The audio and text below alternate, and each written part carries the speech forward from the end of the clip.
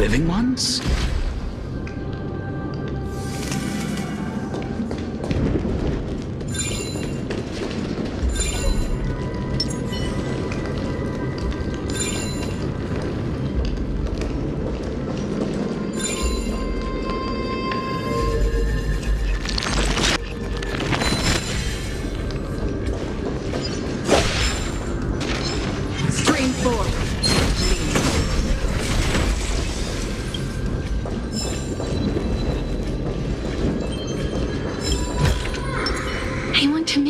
With it. But what to make? Oh, could you be the scions of Styxia? Did you hear about the great work that I'm doing here? And have thus arrived to give me the last material that I need for transmutation? Great work? Have you heard of the great name of Pollux, perchance?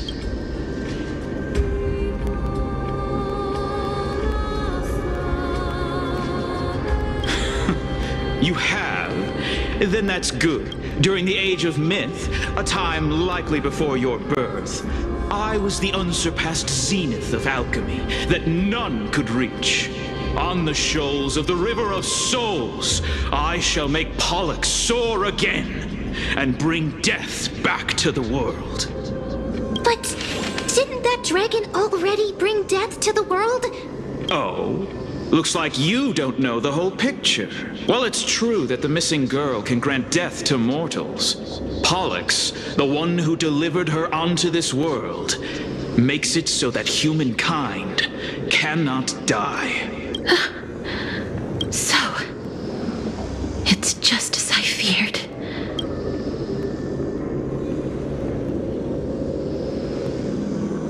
This is my guess. The deceased are supposed to drift down the River of Souls until they reach the end of the West Winds. But this River of Souls was blocked by Pollux's fall. That's right. That's why it's imperative that I bring the dragon back to the mortal realm and make it soar the skies again. I have long since prepared my alchemical matrix in the tower. Although, I am still missing the most crucial material of all. That final ingredient. The final sacrifice is none other than the girl who lives out her days with death. Huh? What's going on? You didn't touch him, did you? I know that I am no longer capable of carrying out that task. Take this, all of you, and please fulfill that great undertaking on my behalf. This... We had been inebriated in Fagusa's feast for too long before we began to seek divine bestowed death, so that we could be freed from the whims of fate. However, that brought doom upon us. Instead of summoning a supreme god, we encountered a monster that cut off the River of Souls. That detestable dragon Pollux denied all the dead from the gates of the nether realm. Unable to rest in peace, these departed spirits engulfed Styxia like a roaring tide. As a result, my city and its people no longer exist. That child is the only person whom I managed to save. Born within the evil dragon's abdomen, she has possessed the talent of death since her birth. She must have been granted to us by the gods as a chance for us to atone for our sins. Please, you must nurture her to adulthood and prevent her from experiencing all of the suffering that we went through. I promise that I will care for her as a mother, that I will protect her from the evils of death. By Fagusa above, thank you for your kindness. As her mother, please bless this child with a name before I am swept away by the River of Souls. Please, let me know how I should address her in my next life. Oh, like how a transient raven butterfly, a fleeting papilio castor, perches on the twig of death. Castorus. That shall be her name. That's where my name comes from? The sound's back. What is making that ruckus?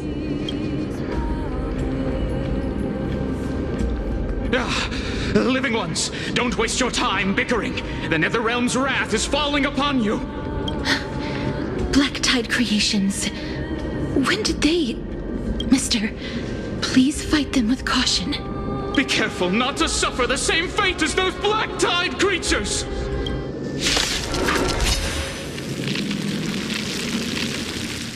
Everyone, hide behind me! My friends? Indulge yourselves! It hurts a bit. Impressive.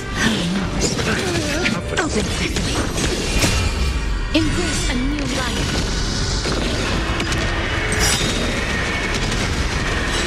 May death protect us! There's so many of them. How are we holding up? It too shall fall. Endless freedom. Nothing but a force. Stand still. Glistening. As you wish. Time to mix things up! Still waters of oblivion.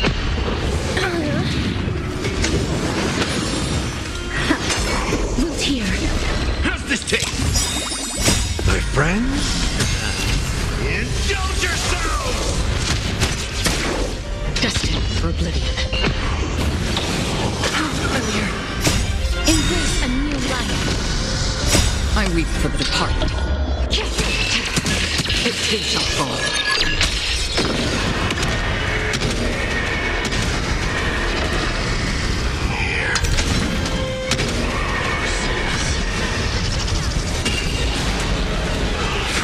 Feast of strife. On the triumphant return.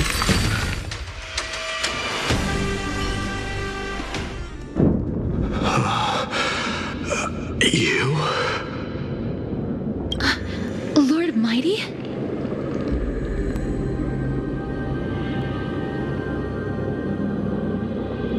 Lord Mighty, you've been through some tough battles once again. That black tide is endless.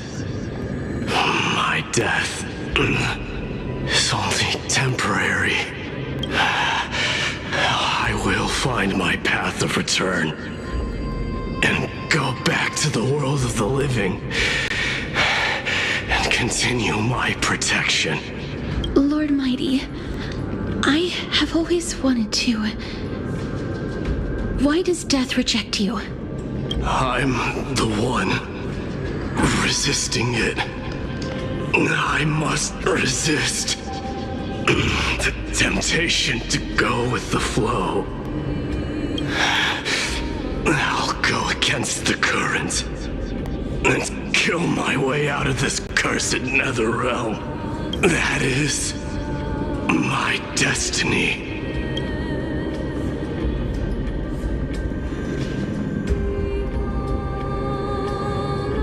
It seems like he's completely focused on resisting the temptation of the dead's whispers.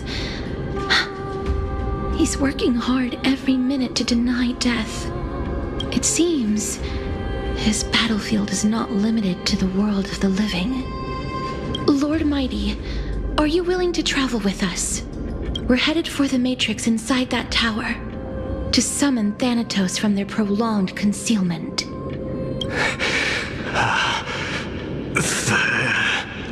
Thanatos. Challenge. Death. That's right. If we can work together and defeat them, You won't have to be troubled by the curse of immortality any longer. Let's go together, Castoris. Let the person who has brushed against death countless times guide your way. Cass, are you sure you want to do this? The alchemist said he wanted you to be a sacrifice. I'm not afraid. There's no reason for us to turn back anymore. Rather than standing still, taking action is by far the better option. Perhaps fate might take pity on us today and show some compassion.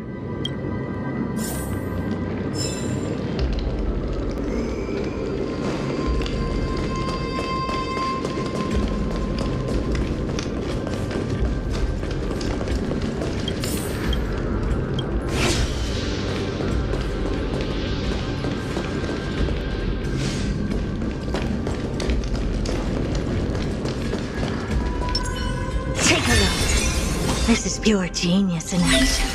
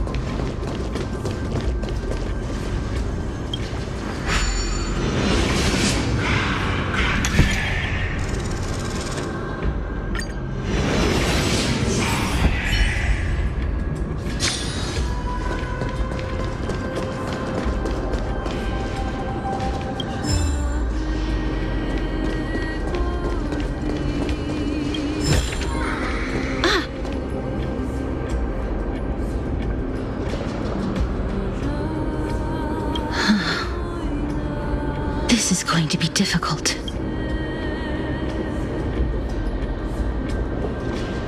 I'm familiar with this kind of mechanism, but I've never repaired broken chains. If I was more powerful, I would be able to carry one person with each limb and fly the four of us to the other side. The Rune of Recollection is here, but I can't find the miracle orb anywhere. So, could it be in that collapsed tower in the distance?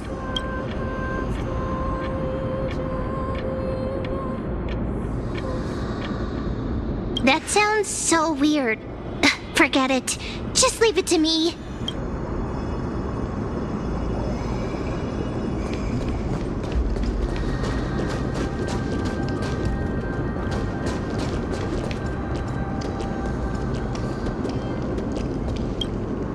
Just shout for me when you need my help.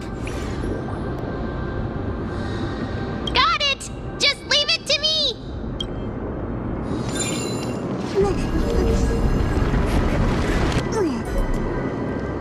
Mem did it. The pink squirrel is very smart. Why am I a squirrel now?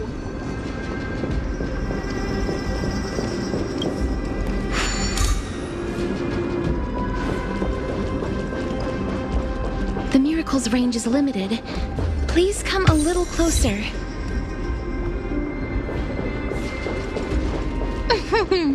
Aren't I a good fit for Orynyx's priest? Of course. You're the most competent priest ever.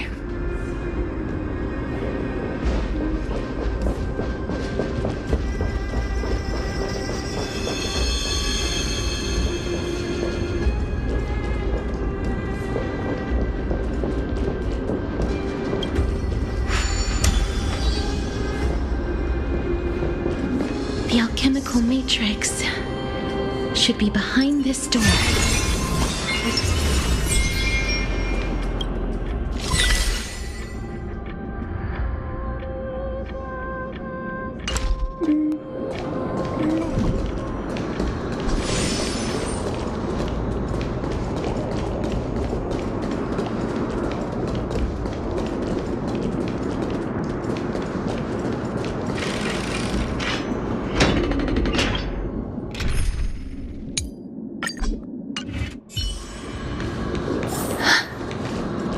Is that?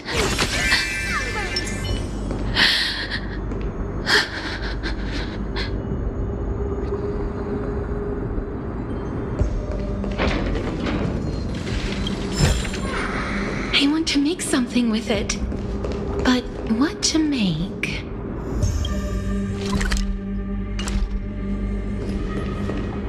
Wow, there are so many of you! It's little Cass and little Gray. Oh, there's also little D and the pink puppy! Trian? Aren't you...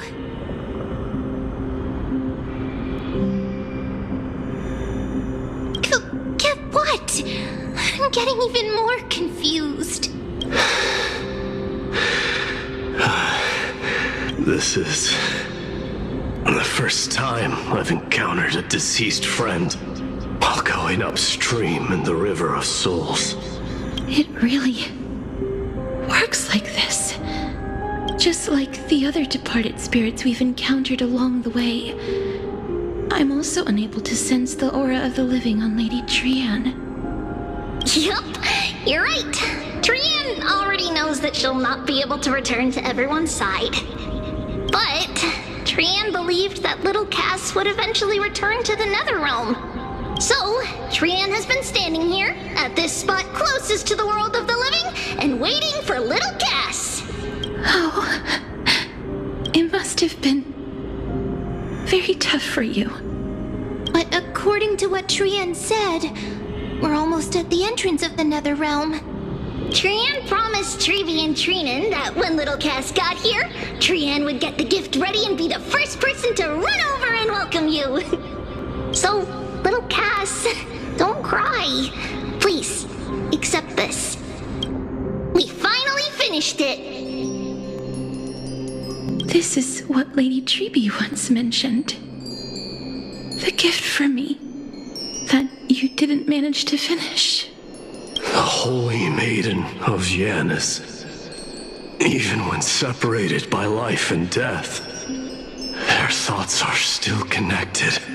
Trian spent a lot of time drawing this. Trian hopes that little Cass likes it. Seriously? It's seriously a wonderful drawing. Lady Trian.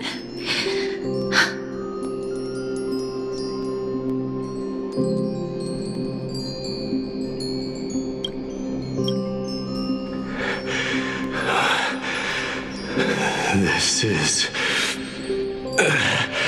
our flame chase journey. Little Cass, we don't know what your journey was like before. Treby has always said that it must have been a very harsh and frightening journey. But little Cass no longer has anything to fear now, because everyone is here with you in this flame chase journey! That's right. Only now, when I see Lady Trian's gift, do I realize that I've already obtained so many things I would never have dared to dream of since I embarked on the flame chase journey. It's the first time I've gained so many companions. The first time I picked up the hobbies of crafting and photography.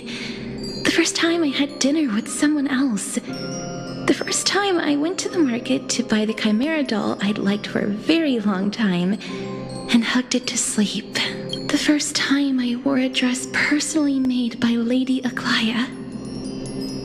The first time I went for a walk with Lady Treby, Lady Trian, and Lady Trinan.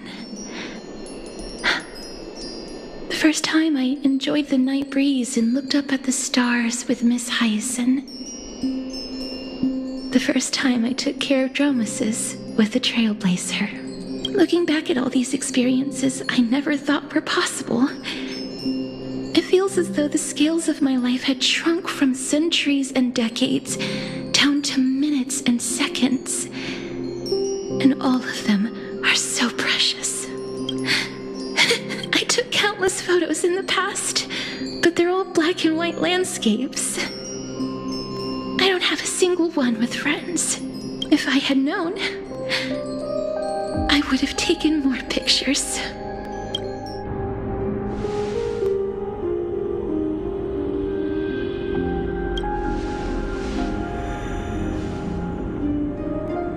Trian says yes!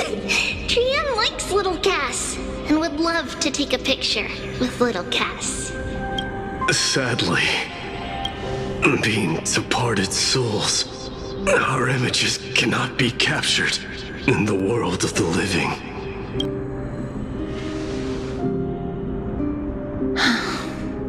I thought so too.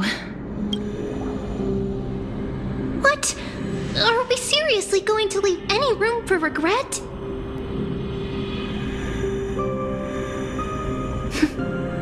There won't be any regrets. This vivid drawing surpasses any photograph from the world of the living.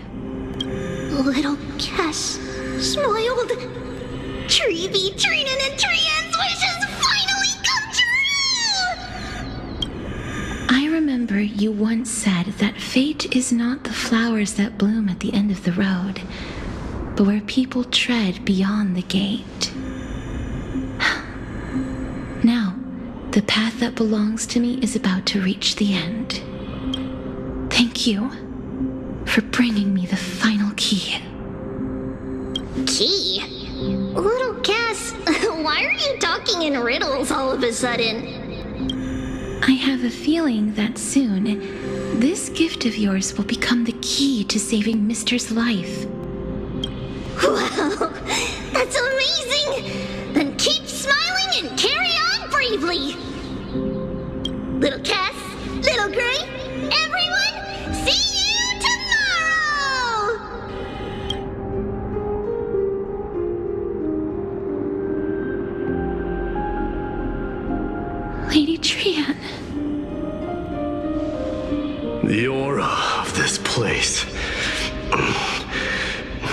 indeed reached the end of the stream of souls.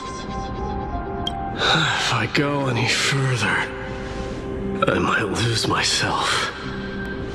I must leave now, for the black tide still wreaks havoc in the realm of the living.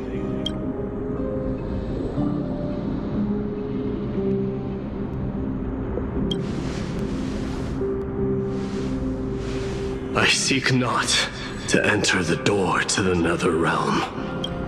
Castorus, will you fulfill your duty for the flame chase? I have yet to make my decision, Lord Mighty. No matter. Make the choice your heart desires. Even if it takes 1,000 years of waiting, I will continue to fight till I die, then rise from death till the miracle descends. There is one more thing you should know, Lord Mighty. What is it? Professor Anaxa may have deduced the principles behind the Era Nova. You and I may be reincarnated as strife and death in the next cycle, becoming calamities wreaking havoc upon the world. I see.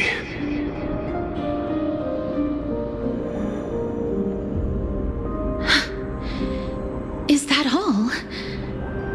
Are you going to accept such a fate without complaints?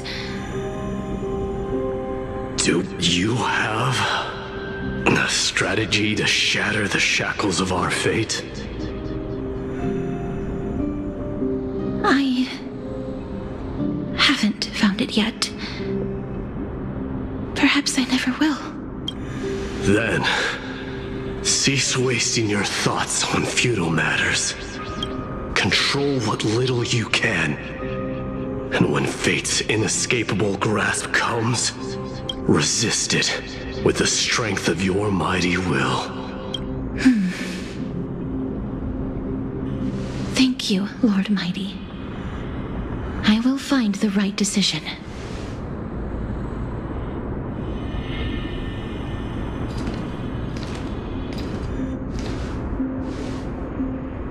In the name of strife, may you meet a fitting end. This must be the alchemical matrix the spirit mentioned. Let's see. We need to insert Aquila's sky, Georios' earth, Kefali's fire, Fagusa's ocean, and Nestia's love. It seems our sweet Princess Homebody has made up her mind. In that case, seamstress, I suppose I no longer need to deliver your message. My time is rather precious after all. Whether you wish to break free from death or not, please follow your heart. By the promise you once made, I ask that you fulfill your duty one final time. Castorus, please live as a human and die as one. According to that alchemist, the final piece is supposed to be me. However, he is not privy to the past and therefore cannot see the full picture. The past? I saw the twins of death in Kefali's memory, and now I am certain that I was one of them. The trial of the Hand of Shadow demanded taking the life of your family. I died during that trial, falling before the gate to the new world. And my sister, whom I never met, became the Titan Thanatos of this cycle. She was consumed with regret over my death, so she used the Titan's authority to reforge my soul. Yet, it also means she has never revealed herself to anyone, hidden away from the entire world. That's because the Titan she became already fell at the start of everything. They died for me, and now lie in slumber in the River of Souls. You mean Pollux? That's right. The River of Souls is no material river. It cannot be blocked by ordinary means. Only a divine corpse can prevent the dead from reaching the next world. And that's why we have to awaken Pollux from death before we can retrieve the core flame of death. We have to reforge its body with the power of alchemy. But Cass, if that alchemist speaks the truth, does that mean you're also part of the dragon body? According to those departed spirits, I was indeed born as the dragon's twin. But before we talk about that, have you heard the sighs?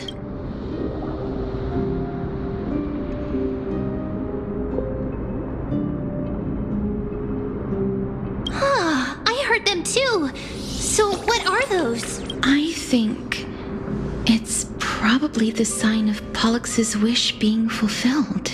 They must have realized how heavy a price they'd need to pay when they used their divine authority to resurrect a dead woman. That's why they exerted every ounce of their strength to send me to Styxia, a city that called for death, a land where none is hostile to death. They never saw their wish fulfilled and fell so prematurely, all because they wanted to give me a new life. Pollux must really want to know how their sister has been after giving their all to save her. That wish is the reason Pollux's soul still lingers in the mortal realm even after their fall, quietly watching and documenting every detail of their sister's life. So instead of picking up objects on the way here, we were instead showing things to a strand of yearning that lingers here. Now, we must weave these yearnings together and restore them into Pollux's complete soul. But all of this is just a hypothesis, right? What if we go through with the ritual and it turns out totally different? That's fine. As Professor Anaxa often reminds us, such is the nature of alchemy. The true outcome can only be known once the process is complete. This is why alchemy is also known as the miracle of creation. Now, the puzzle of Pollux's yearnings is nearly complete, with only one final piece remaining. I shall reveal what they have been yearning to know in the alchemical matrix. I will show them my whole life since I left Styxia. Lady Trianne has already drawn a picture of my entire life, and it is now in my hands.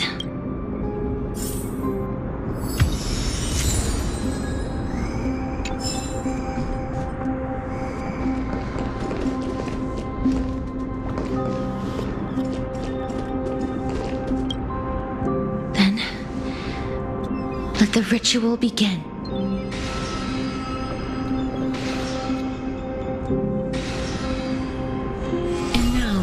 The objective is complete. That is all. Such is what Professor Anaxa always says after preparing for an alchemical ritual. And now, Pollux, I shall lift you from the River of Souls and reforge your soul. Perhaps you will be disturbed by this, and your body may become horrifying to behold. But if even the slightest trace of your soul remains, the soul that once ferried me to this side of the shore, then please, look at me. I wish to thank you in person. I have obtained everything you sacrificed your divinity for. Lady Almanette. Did she recognize you? Oh, she must be the first soul we can communicate with here, right? I'm afraid she is just another spirit trapped here, like the rest of them. The only difference is that I was there when she died. Please, go on. I'm listening. Are you about to tell the story of Styxia? Yes. You're just as smart as I imagined, but... Never mind. Now's not the time. There's no need to worry, Elder. Take a look around you. You're already at the resting place of the dead. The world of the dead? But how? I understand that you chose to remain silent about the story to protect Castorus, the girl who coexists with death, but you no longer need to hide that story. I can assure you that you have protected that girl's life well. Oh, well, in that case, let me begin. Styxia, the pearl of the ocean, plagued by unwarranted calamity and ravaged by death in the fairy tale. It was the first city-state to shift their faith towards death, even before Idonia did. From where you stand now, I suppose that's a bit hard to believe. Right? Indeed. I cannot imagine that those from the Era Chrysia, blessed with eternal life, could ever yearn for death. I have pondered the same question, child. But I am afraid there is no clear answer to it. Journeys and epics are only glorious and magnificent because all things eventually fade to dust. That's how someone once explained to me why death isn't necessary to the world. But I still can't take that as the final answer. Would a world without journeys and epics be worse off? I take it the one who spoke this line was a general, or perhaps a warrior. I, however, did find some inspiration in these words.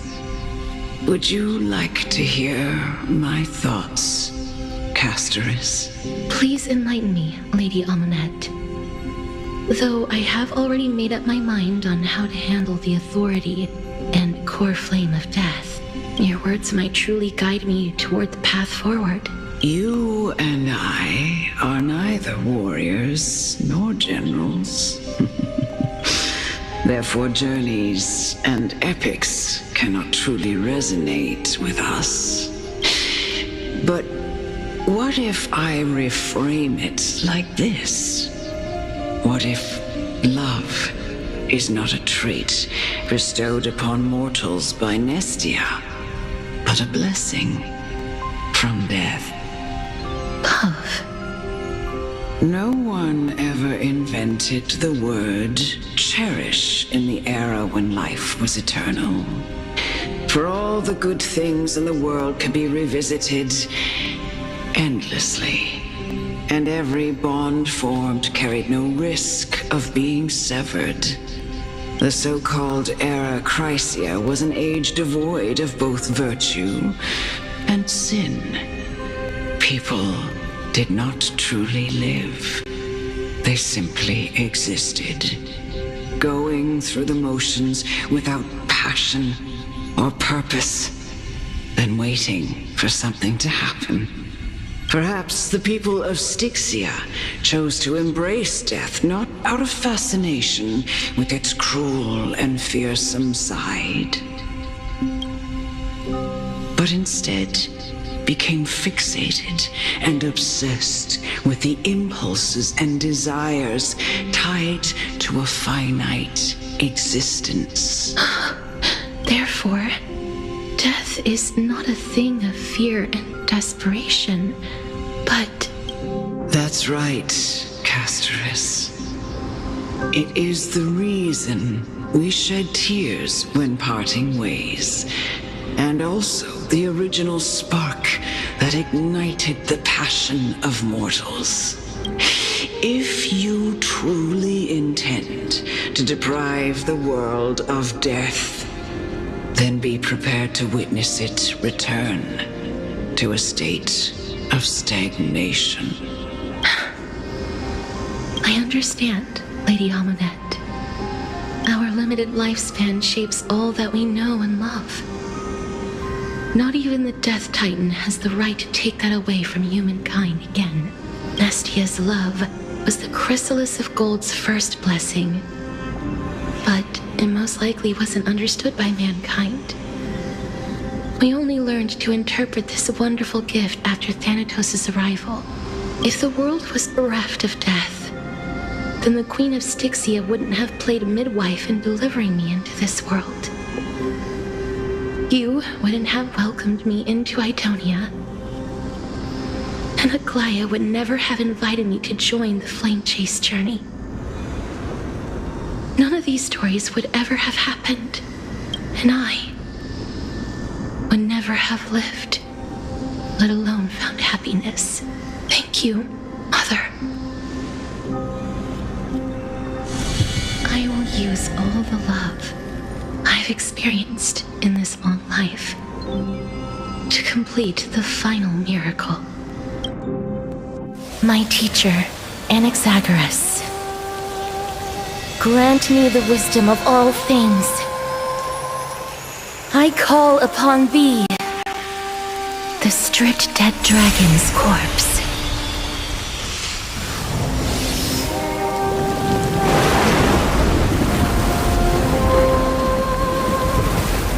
Rises from the earth, falls from the sky. As above,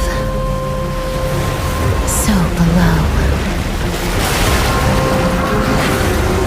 This is the greatest power of all powers, unstoppable in this world.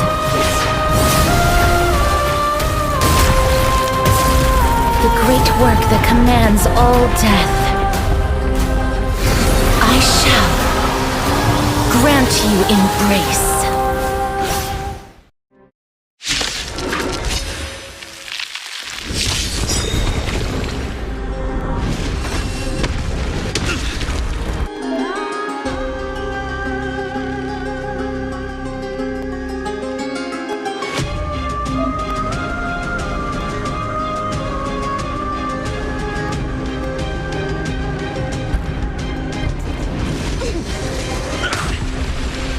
Is the girl who once saved my life truly gone? Or will you show yourself again, once we eradicate this hatred and regret?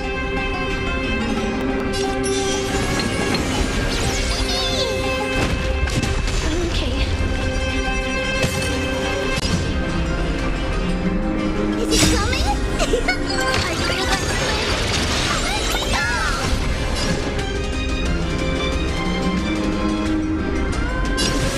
He's here. And I know you're anxious. Shh. Don't be afraid.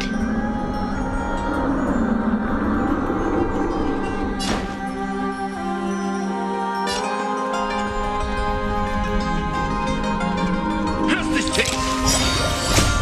Embrace a new life.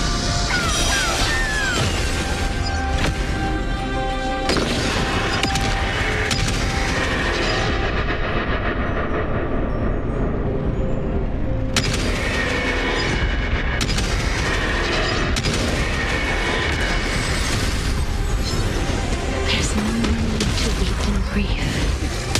I will grant you peace.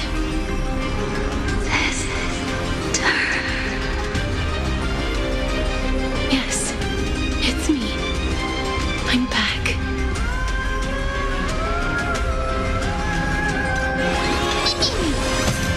Life is not so fragile. Return to dust.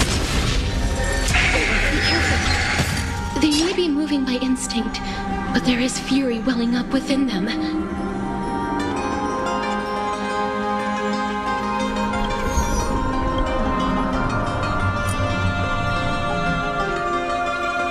You club one, I club one. You club two, I club two. You club three, I club three. You club four, I club four. You club five, I club five. You club six, I club six. You club seven, I club seven. You club eight, I club eight. You club nine, I club nine. You club 10, I club 10. When will this end?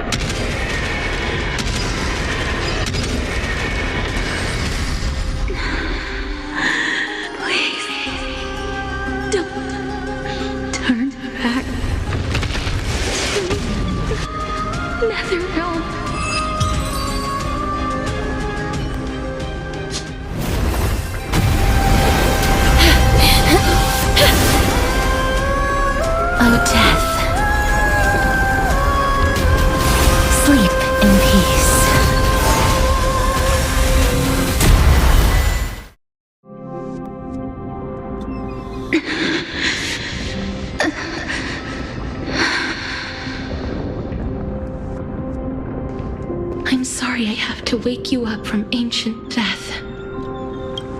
And I know you're anxious. Shh. Don't be afraid. Do you remember me? I'm the girl you once carried across the Sea of Souls. I'm sorry I wasn't able to remember you, but with the help of many people, I was finally able to pick up these broken fragments of my past. I'm back, Pollux.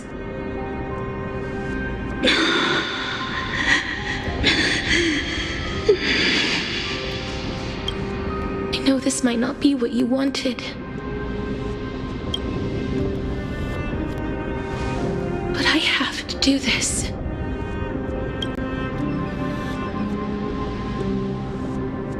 So please, carry me across the Sea of Souls again and return me to the Netherrealm, just like you did in the past. Please take me to where the core flame of death rests.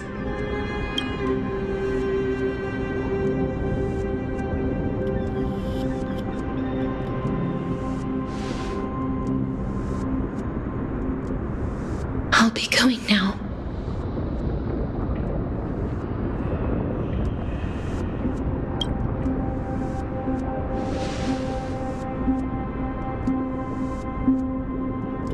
They may look scary, but as long as...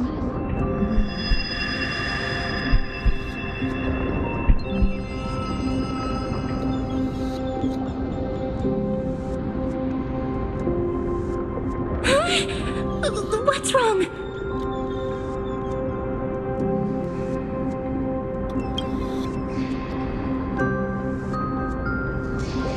Are you... What's wrong with him? His time is almost up. If I don't go now, I'm afraid his soul will return to Thanatos' embrace before me. What? Oh no! Is there anything we can do? Don't worry. I promised I would ask Thanatos for the Trailblazers' right to roam the Earth again.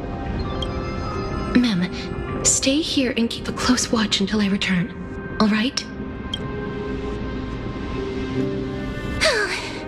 All right.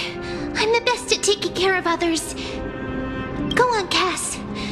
Make sure not to leave yourself with any regrets.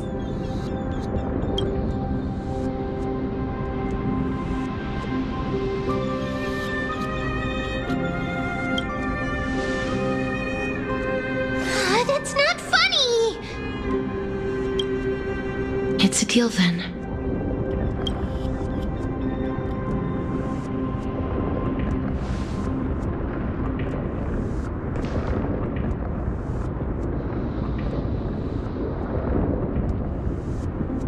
Please.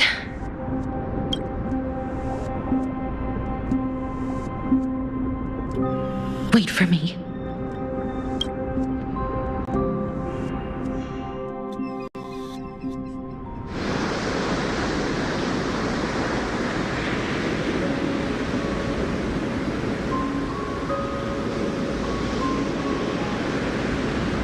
After all that, you still ended up back here.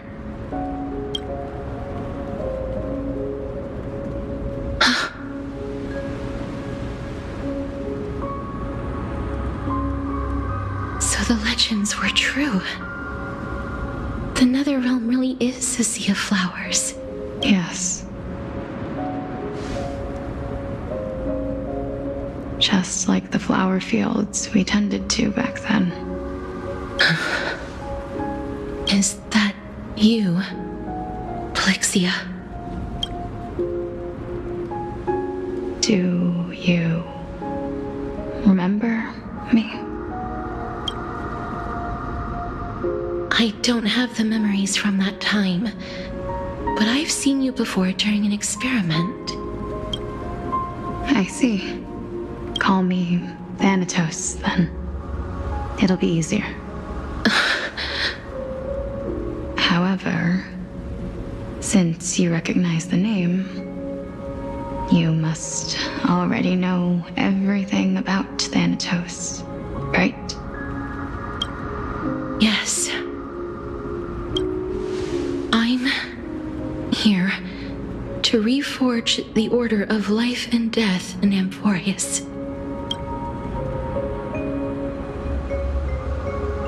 You know, my sister was a sympathetic, but rather sensitive person.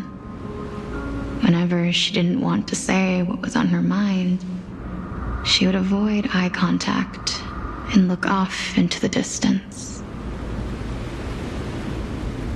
Just like what you are doing now. Can you tell me about the last Era Nova? What did you do, Polixia?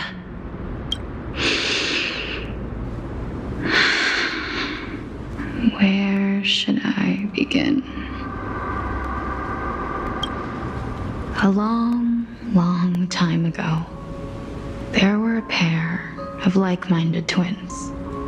As foretold in the prophecy, they were chosen to be successors to the god of death. But fate was cruel. The price of attaining divinity was to take the life of a family member with our own hands. That trial was indeed recorded in that memory. Then you should already know that my sister voluntarily gave up her own life so that I could ascend as the demigod of death. But I couldn't accept that. Why did we have to kill each other for a future she'd never see herself? That's not fair. So, while weaving the laws of the new world, I shattered the forbidden bottom line for life and death. I reshaped my sister's soul and took the form of the great dragon Pollux to carry her up the River of Souls and back into the mortal realm. But our fates were already decided and manifested in unexpected ways in response to my futile actions. Aging is an unbreakable law of nature laid upon humankind, created at the same time as death. When the living die, their souls will meet Thanatos, who would determine where every soul goes. If the Reaper raises their left hand, the soul is granted death and allowed to enter the Netherrealm to await reincarnation. If they raise their right hand, the soul is rejected by the Netherrealm and returned to the mortal realm to continue walking the earth. That's why the Hand of Shadow can only lay down judgment and not embrace another being. Yes. Death was originally a pair of hands, but they were split in twain when we reached the mortal realm, never to touch each other ever again. The half of Thanatos that represents life, the undying human who grants death, that was the curse I forced upon you. Then, what about you? As the half of Thanatos representing death, I shoulder the fate of defying death. I died the moment I entered the world of the living. From then on, my Titan also no longer existed in this world. The cycle of life and death stopped. Souls were denied their audience with death and were left stranded within an ever-rising river of the dead. What irony. My selfish desire to save your life gave you and the world a fate far worse than death instead. Then, what was left of my reason was left behind in the Netherrealm, where I've been taking care of these flowers day after day, until there is now a sea of them, all while mulling over the subject of life, death, parting, and enduring in endless loneliness.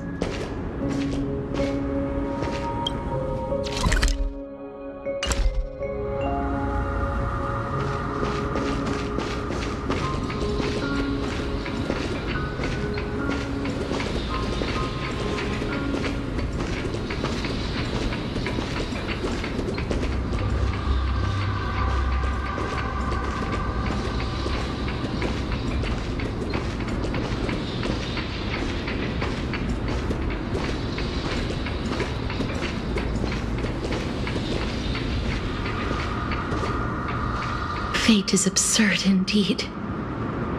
Our lives were a mirrored image of one another, like a pair of hands. Even so, we arrived at the same destination. We walked different paths, yet experienced the same pain. I had hoped that maybe you would at least have a good life in this cycle. I'm sorry. I lived my life well. It didn't go to waste. As far as I'm concerned, you did nothing wrong. Even though I forced the authority of granting death to humanity upon you, a total stranger.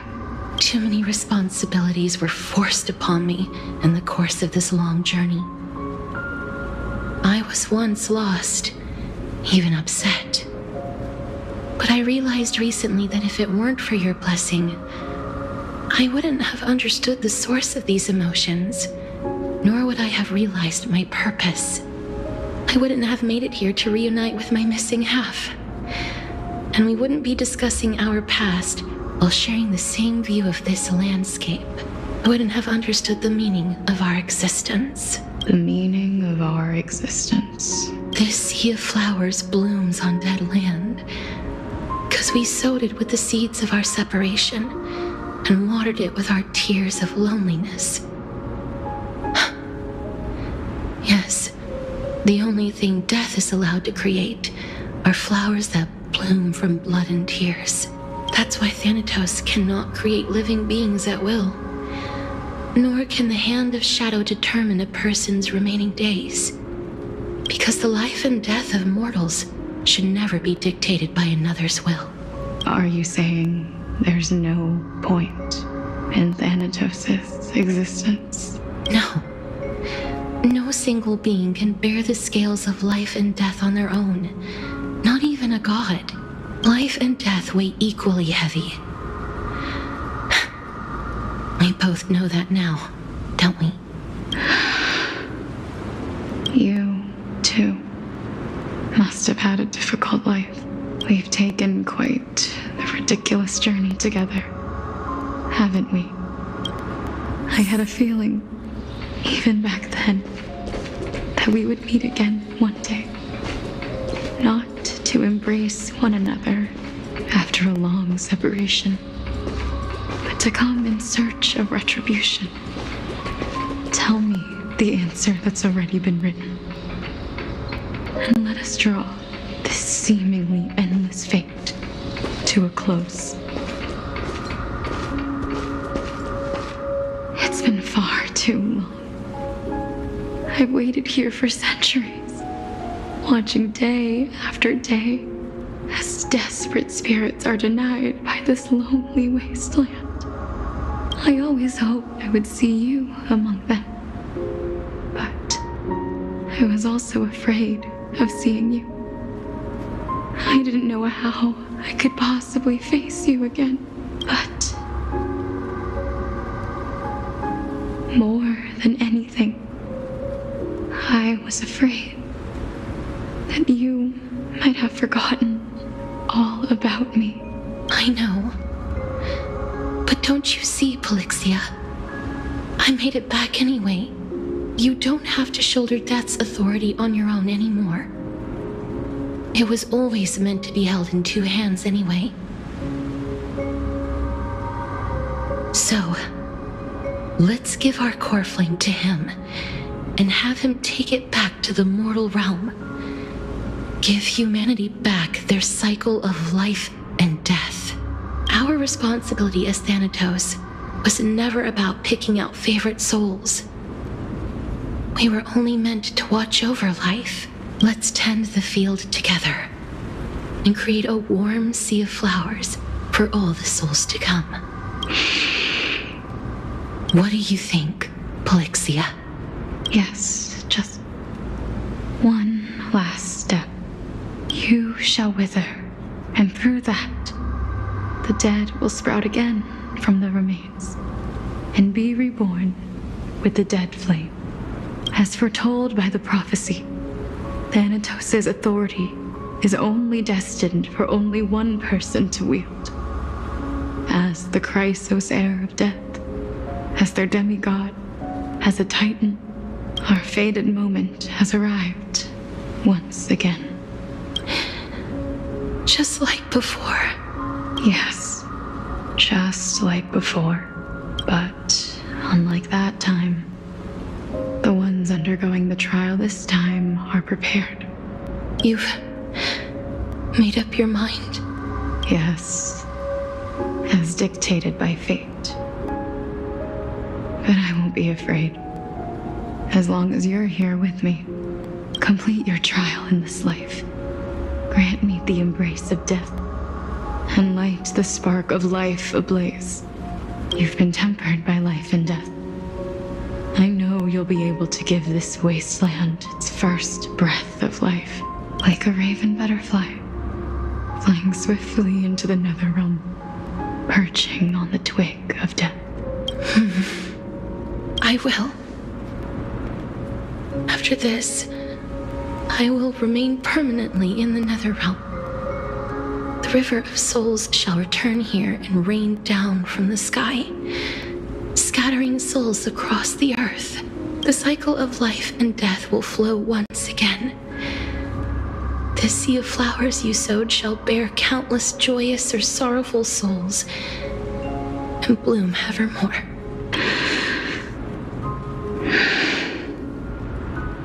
Thank you. Just one last thing. Can you grant me one wish? Of course. What is it? Please, don't forget me.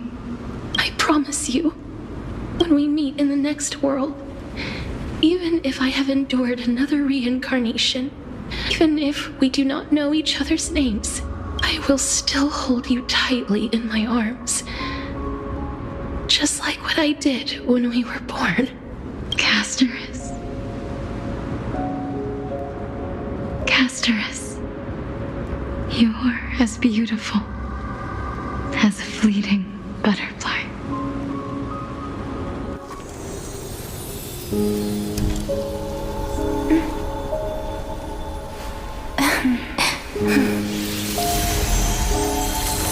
I will bring rest to death. And from now on, stagnant life will once again flow.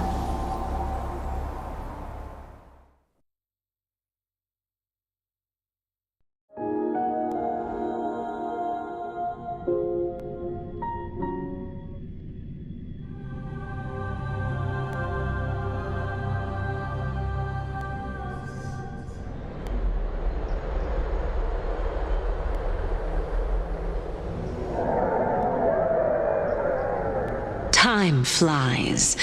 In the blink of an eye, the 15th entry hour is already at hand. When this farce is over, your soul will be placed on the scales of life and death. Are you ready? No need to ask so many times. Of course I am. Then why do you drag your feet? Is your fear of crowds holding you back again? I simply find them too noisy. Paying attention to conceited fools like them would be an utter waste of my time. Such harsh words. As I see it, you are no less arrogant than they are. I couldn't agree more. Oh. I did not expect to hear that from you. Are you not going to refute me? I know myself better than you think I do. At the very least, better than a stowaway like you. And they say men whose ends are nigh have but kind words. Well, that is exactly why I chose you. Should I thank you for the compliment? The hour of the trial has come. Do you have an answer for me? And how will you prove the veracity of your argument? I suppose there is no point in putting this off any longer. Do you recall where we stopped the last time? You were saying that Amphorius's history is cyclical. Indeed. The demigods that bear the core flames eventually become the new titans at the world's end. Remember what happened on the Holy Mountain? Calypso, Naias.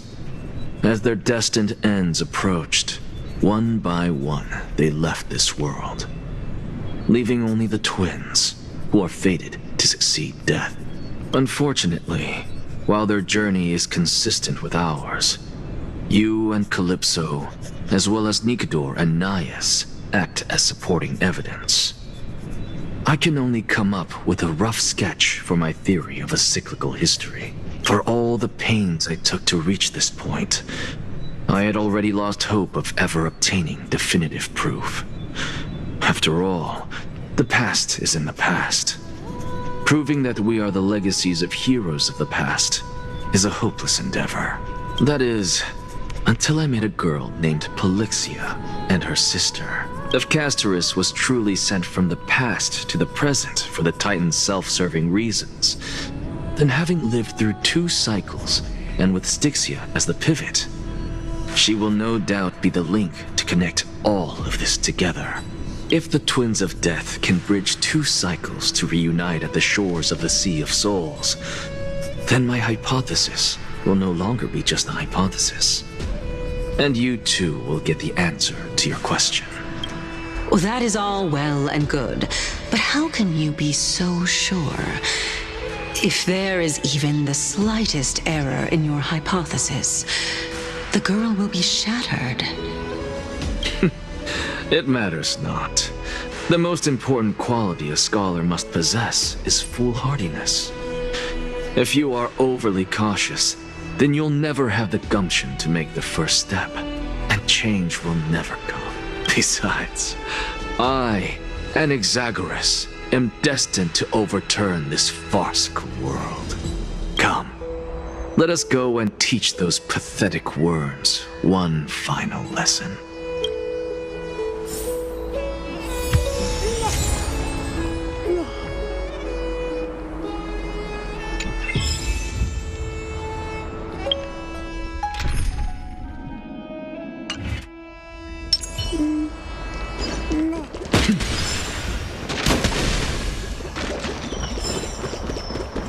Watch this magic trick. Fine. So they are leaving the final debate to him. Let those Chrysos heirs who started this terrible war hear you. Let them hear the voices of the people! As always, that woman knows how to stir up a crowd. Professor Anaxa, I thought you'd pass on this. Everyone must cast their vote, or this assembly would serve no purpose. Prof, do you truly think it's wise to entrust the fate of the world to an assembly like this? Akama has stood strong under this system for 1,000 years. It stands to reason that there is purpose in its existence, but that is not what you're asking, is it? What you really want to know is Aglaya making the right decision in entrusting the fate of the world to you? Nothing ever escapes you. I didn't spend all those years teaching you for nothing. Most people only take 4 years to graduate, if I recall. To tell the truth, I feel like I'm on my way to an execution chamber instead of a podium. So, do you have an answer to that question? No, I don't. I thought so. Because that question is not yours to ask in the first place. Is Aglaya entrusting the world to you the right decision? Don't make me laugh. That is a question that woman must answer herself. Why are you fretting about this on her behalf? Or have you been seeing yourself as her pawn all this time? Listen up. I'll say this only once. Flip your perspective around and ask yourself this instead. What should I do to ensure that the world doesn't stray from the correct path? That is what you should be thinking about. You still have time, so give it some thought. Oh, and don't bother telling me the answer. Tell it to those begging for salvation from the gods. Got it. Thank you, Professor Anaxa. That's Anaxagoras to you. Who will you be voting for? That'll depend on how well you perform. May Circe safeguard your thoughts.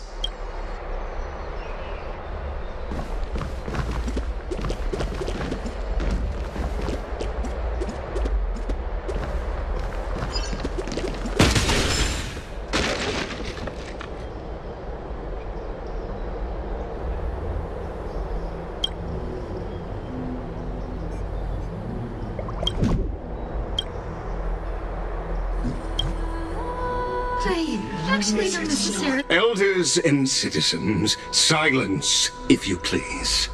As the Theoros, I present to you Phinin of Ides Elysiae, virtuous citizen of Akima, and the last speaker of the assembly.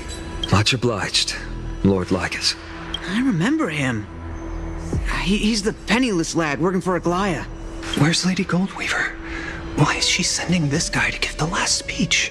Is this really the end of the Flame Chase journey? Can this dude really face down kindness? Actually not necessary. By Kefali above. Dear citizens of Akima, as you look upon me, so too do I see you. I see your fear and misgivings, your apprehension about the discord between the Chrysos heirs and the Council of Elders, and your uneasiness about the future of the Holy City. Yet, before you contemplate something as grand as the fate of the world, I ask that you look closer. Look beyond the horizon illuminated by Kefali, at the crisis threatening to overwhelm us. What? Ides Elysiae, my beloved hometown, is a village forgotten by time. It is a place with the most invigorating breeze and wheat fields that spread all the way to the sea. I once thought that there I would enjoy a lifetime of peace and quiet with my friends and family. How I wish I could invite all of you to that paradise, far from the noise and chatter of the world. Alas, I can't, because she, and all that she nurtured, all that I loved, they have long been devoured by the black tide. My beloved home is no more. I will never forget the day the black tide struck. My father, Hieronymus, fought with a broken sword to his last breath to protect his child. My mother, Aldada, she was ripped apart by monsters. Also, I might live to stand before you here and now. Galba, he was a hunter. But in the end, those arms that once drew a bow instead embraced Piso, his beloved son, as they both breathed their last.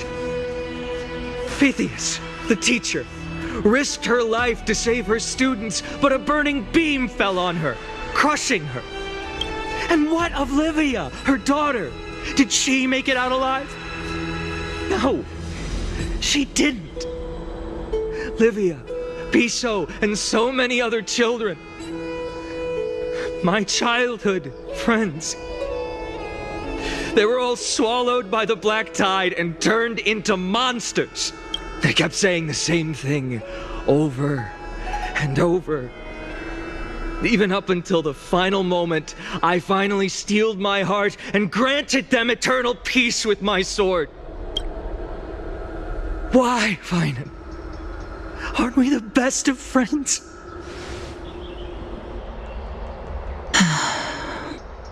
That is the black tide. a looming threat that can bring Akuma to its knees any time. Kindness may have promised that with the 3 Titans of Calamity gone, Akuma will return to an era Chrysia once more. But much as it pains me, I must disappoint you. While the demigod of strife has done everything in his power to hold them back, they are still coming. By now, the name of that black-robed swordmaster, the Flame Reaper, has likely echoed throughout the city already. The roaring thunder is a message from the strife demigod. The Flame Reaver has risen from death, and they hunger for the core flames of the gods.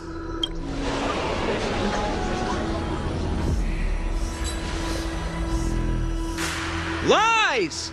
If such a powerful enemy is indeed approaching, why is Akuma still a picture of peace? Exactly! The city of Akuma shows no signs of pandemonium or chaos. And why is that? I beg you, spare a moment to think about this. Are we able to stand here and hold this assembly in peace today because the danger has passed? No! This peace we enjoy is no gift of fate. We are able to stand here today only because the Chrysos heirs have stepped up and shielded Akuma from calamity. With her golden threads, Aglaya has preserved and continues to preserve these idyllic days that all of you hold dear. The Council of Elders claims that Aglaya will one day forsake the people because her divinity is eroding her body and soul. But ask yourselves this. Rather than offering her aid and support, why do they choose to watch and push Akuma away from the Flame Chase journey? The answer that no one can bring themselves to speak of. A truth stained in blood and buried in greed, fear, and vanity. Allow me to lay it bare before you. It is because the Council of Elders, which bears Akuma's history and honor, along with this citizens' assembly we once took so much pride in, are now infested with vermin.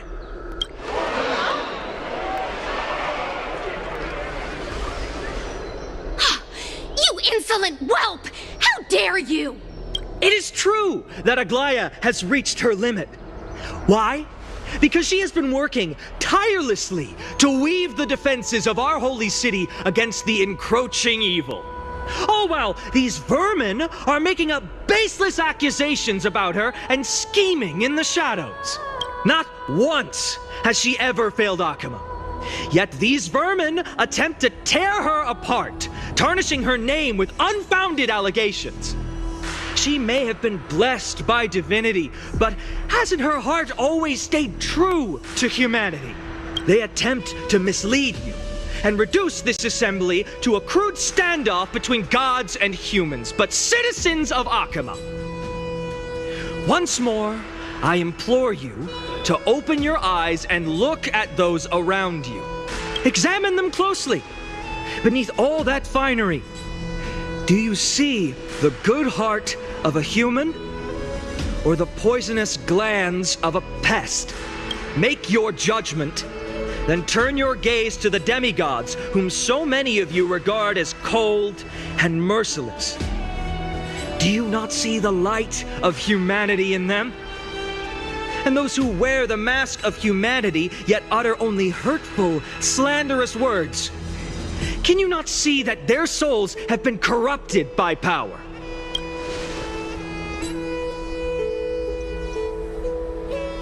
Yet, no matter what your answer is, and no matter who your vote goes to, rest assured that you have nothing to fear.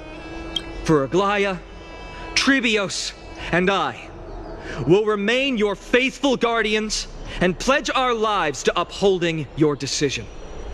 And this vow will stay true until the end of our days, where it will be passed on to future flame chasers. A steadfast and unwavering promise that shall endure through the ages. The Christmas heirs have only our best interests in mind. I still don't understand it. I will never believe.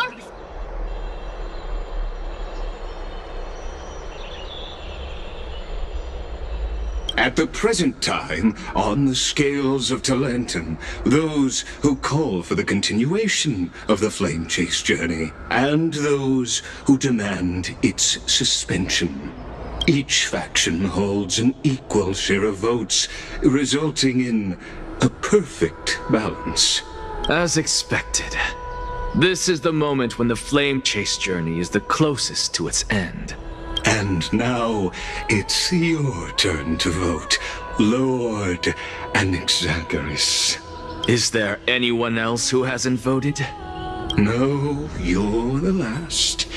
Cast your vote with care, for your decision will break this impasse. I have long since made a decision. Very well. May you bring much needed change to this farcical world.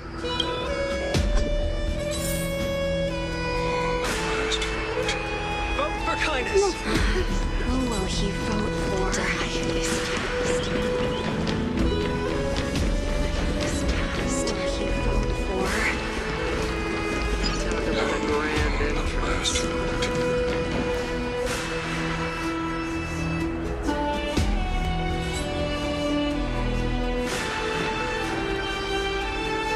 You've done well, Finan.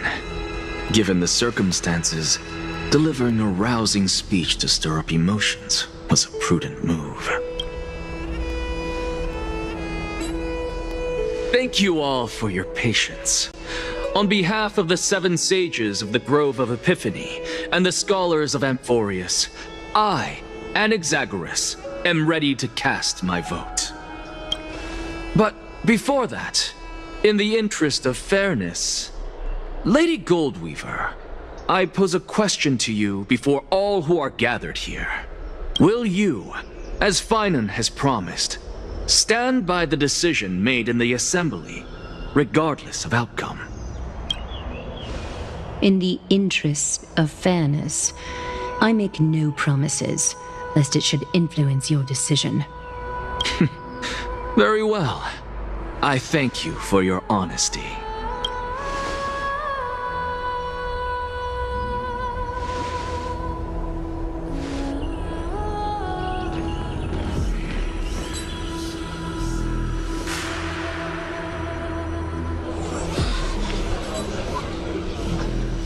What's he doing? The stakes are high. Let's be patient. Cut the act! Who do you think you are wasting our time like this? Lord Anaxa, please do not forget that I... Rule number 1, do not call me Anaxa. Rule number 2, never interrupt me. Silence is golden.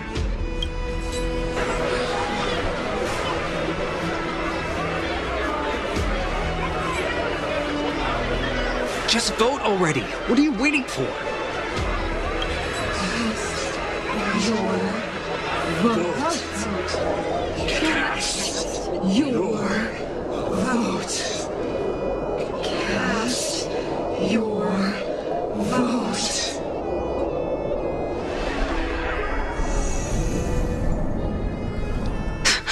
I cannot help but wonder, is every hardship in the world something you will exploit and use to your advantage? How else am I supposed to make use of this situation where my body and soul are separated? Oh, Circes. Or should I say Calypso? Accompany me on this final journey. Let us journey to the Netherrealm and see how she will substantiate the answer to your question and validate my decision. We need only to follow the sound of the tides.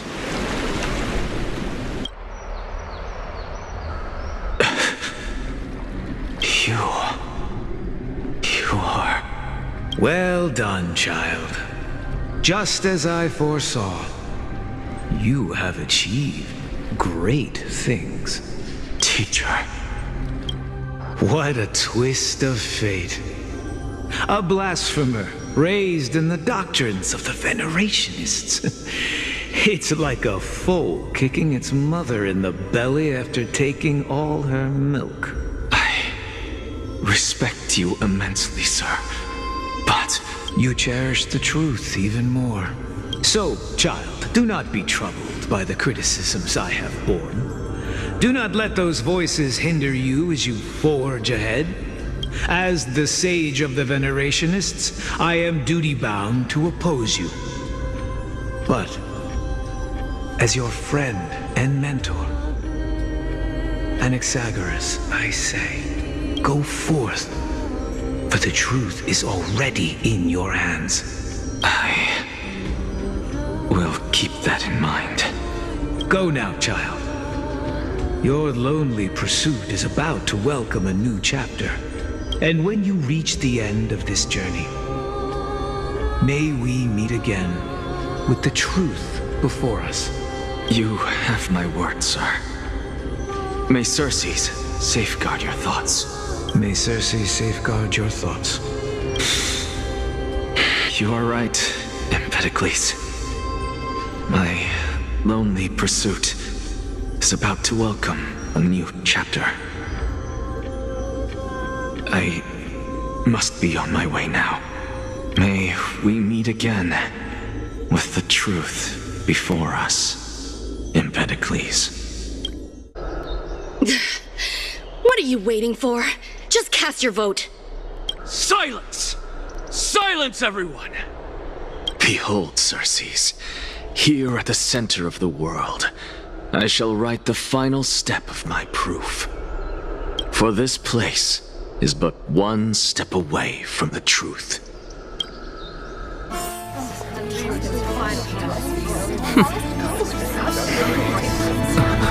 Professor, I completed the proof you wanted.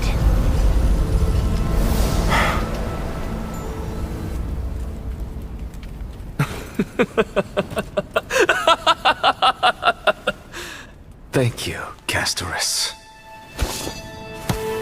The answer is plain as day.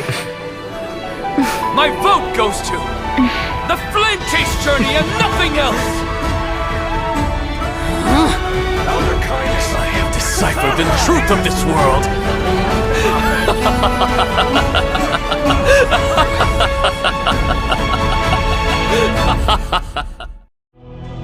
With the balance shattered, the result is clear.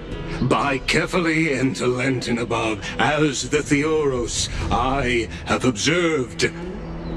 No! Ligus, you can't! Anaxa, what have you done? Have you lost your mind? I hope you are prepared for the harsh punishment awaiting you. Mark my words, I will make sure that clever head of yours never forgets the price of betrayal. Have you forgotten? I told you that happens to be one of my rare talents. You put on such a grand performance just to aid their preposterous flame chase journey? Performance? No, you are quite mistaken. I may be paranoid by nature, but I've always been known for my honesty. If you really understood me, Lady Kindness, you'd realize that I never had any interest in your pathetic little game of politics. Factions, standpoints, they are jokes in my eyes. I have never once switched sides, because I, and I alone, am the truth. Lady Kindness, with all the citizens here as witnesses, we should honor the spirit of democracy and respect the decision of this assembly. I have observed that Akama has chosen her destiny. This citizens' assembly has resolved to continue the flame chase journey. This resolution shall be put up on the wall of heroes, such that all citizens are aware of the city's way forward. You! It seems not everyone is ready for the assembly to end. Very well. let me entertain you for a little longer. By your leave, Lord Lycus. Interesting. Elders and citizens, your attention, please. Stay for a moment more, if you will.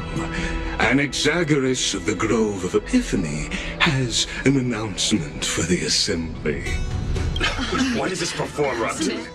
Just moments ago, all of you made a decision on the fate of Amphorius. As a supporter of the Flame Chase journey, it pleases me to see the choice you have made. But I regret to say that I still harbor doubts about this outcome. Thus, I hereby challenge this resolution. Tell me, who among you dare swear to Kephales's name that Era Nova will truly welcome the fairy tale ending that the Chrysos heirs have promised? A beautiful new world free of calamity and madness? Nonsense! That's impossible! No one? Must I pick somebody to answer? Very well. You, the one acting so wise and profound. In front of all present here, do you dare swear that it will happen for sure? No? Fine. Next. You, the one with ignorance written all over your face. Yes, you. Do you dare swear by it in front of the Titan? What are you trying to do? Useless. Your turn, then. With that smug look of yours, you must be confident that the Flame Chase journey is the best course to take, right? Hey! Mind your tongue! So, no one? I see. In that case, Finan, answer me this. Your speech was filled with such passion just now. How confident, then, are you in making this promise? Professor, what are you doing? Let him continue with his performance.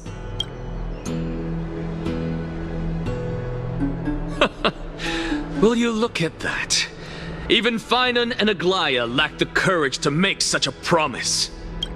And what's even more absurd is that no one but I can promise you this new world. And yet, the Assembly passed the resolution anyway. But you needn't worry, because I knew better than to trust you good-for-nothings. That is precisely why I am here today. To give you one final lecture. Now listen up and listen well. I, Anaxagoras of the Grove of Epiphany, hereby declare everything that the Flame Chase journey promises is true. Finan of Ides Elysiae, the prophesied demigod who shall succeed Kephale, will reforge each and every one of us in the new world with his complete, intact memories. What? The core flame-bearing titans were the Chrysos heirs of yesterday, and the Chrysos heirs who carry the core flames today will become the titans of tomorrow. All of our souls shall endure for eternity in the miracle of the World-Bearer. And all under Kephale's protection shall step into that new world.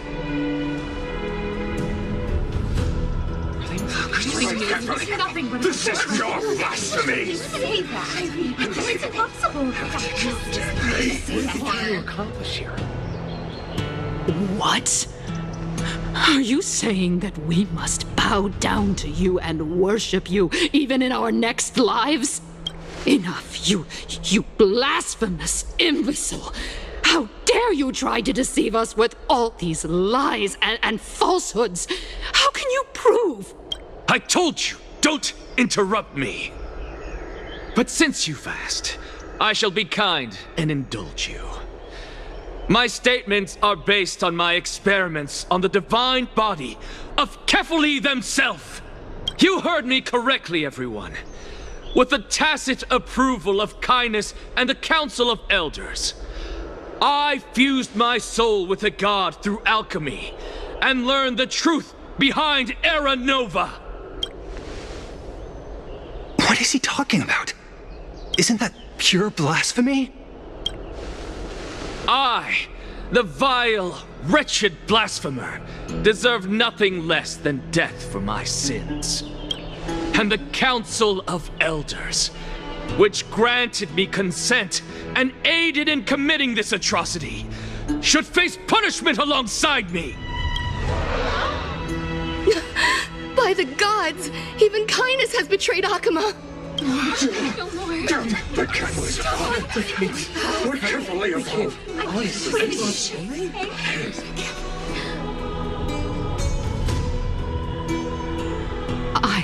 I had no knowledge of his transgressions. He did that on his own. The Council of Elders bears no responsibility for his actions. Lord Lygus, as the esteemed Theoros, are you going to simply stand by and allow the Council of Elders to be dragged through the mud? If the accusation is true, I will acknowledge it. If not, my conscience stands unburdened. Lady Kindness, the reputation of the Council of Elders was not built in a day, nor will it be shattered overnight. Repercussions await those who fool the people, and punishment must be meted out on those who abandon their vows. We should respect this beautiful city and her people. You... Lady Aglaya, the Gold Weaver, I humbly ask that you take on the responsibility of overseeing this judgment in the name of the fairness of Talantin and the justice of Kefali. Considering the circumstances, and in accordance with Akuma's codex as the only demigod among us, you shall rightfully wield this authority. The honor is mine to bear. How is this permitted? Elders and citizens, silence, if you please. Anaxagoras of the Grove of Epiphany has made his statement clear. As per Akuma's codex, I request all present citizens to stand with me in exercising the right of judgment. First, Elder Kindness of Akuma and Lygus the Theoros stand accused of neglecting their duties and abusing the law, leading to the egregious blasphemy against a god. In the names of Talantin and Kefali, Akuma is to form a committee before the 7th action hour to conduct an investigation and disclose the findings to the public for subsequent judgment. Yes! That's what we deserve! Curse you! Now, concerning Anaxagoras of the Grove of Epiphany, he has confessed to grave blasphemy against Kefali. In the names of Talantin and Kefali, the accused must be allowed to hear the people's voice prior to the execution, for a chance at a reduced sentence and possible pardon. Professor. Let him die! Let him die! Let him die! Let him die! Let him die! Let him die! What decision will you make, Lady Goldweaver? Enough with the hesitation, Aglaya. This is not like you. Let him die! Let him die! Let him die! Let him die! Then, in light of the people's voice, O Talantin on high, may you bring death upon him.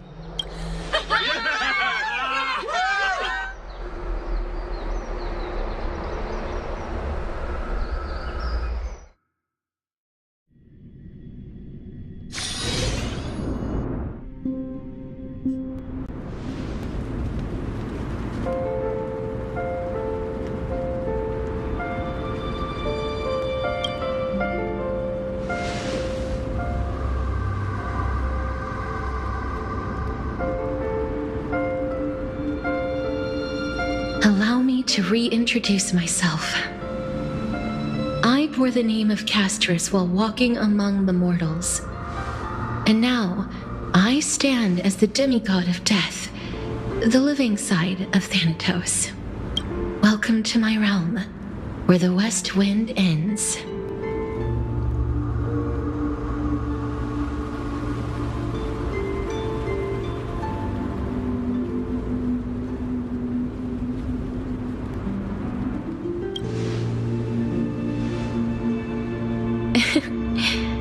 Every departed soul who has arrived here has expressed the same. Did you know? Every flower here was planted by Thanatos himself. These flowers were originally both lifeless and immortal, but in the first rain brought by the River of Souls, they were given new life, flourishing as the bearers of countless souls. And it is my duty as the Master of Death to tend to their well-being and foster their growth in this serene haven. Similar to the structured cycle of life and death in the mortal world, these flowers too shall wither and fade, returning to the earth and then ascending to the sky with mist and tides. Eventually, they will descend to the mortal land as gentle rain. Every soul undergoes the perpetual cycle of reincarnation, albeit in varied forms, until the world meets its end. Yet, sadly, there's no time left for Emphorius to wait for when the flowers bloom again. Now, death is the power at my fingertips. It once led the souls of the deceased here, but I shall open the gate of the netherworld and return you to the realm of the living. In exchange, please, take the core flame of death with you and complete the flame chase journey. Do not let our work thus far be in vain.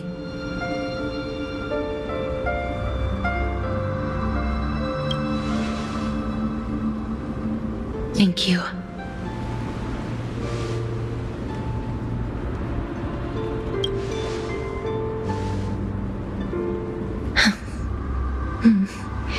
Just like the other demigods, I will stay here and embrace my destiny.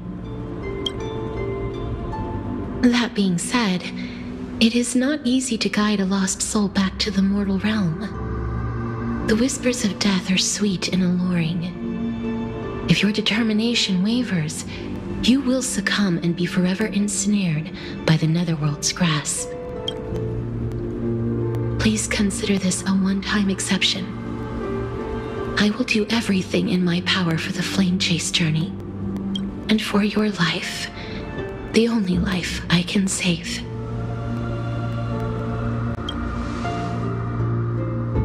I am glad to hear that.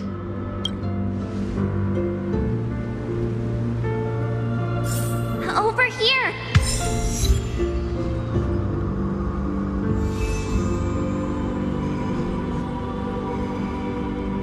I believe in you.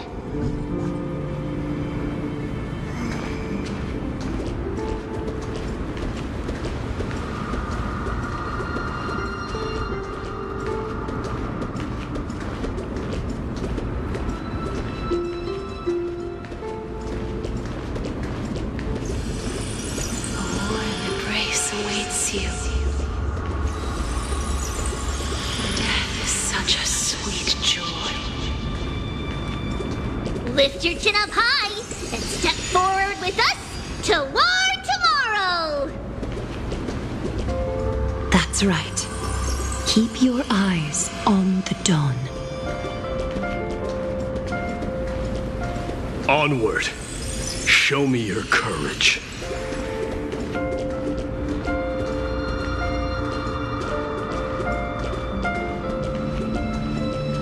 Partner, we shall become heroes together.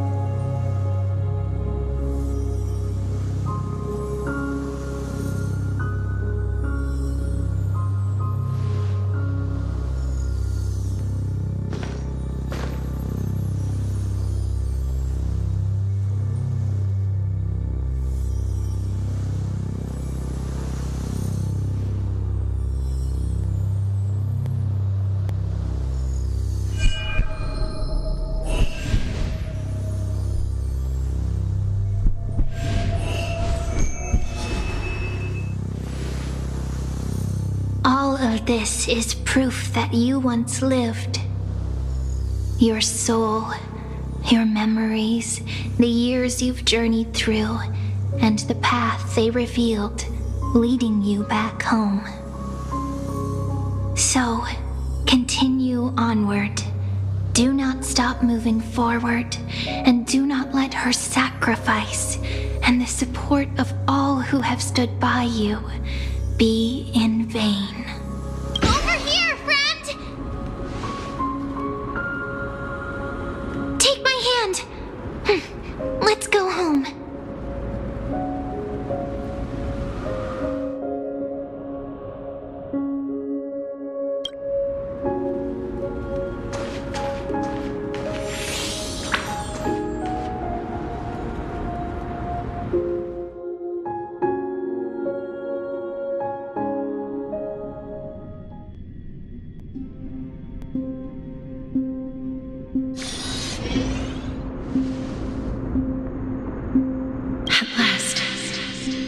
You could do it.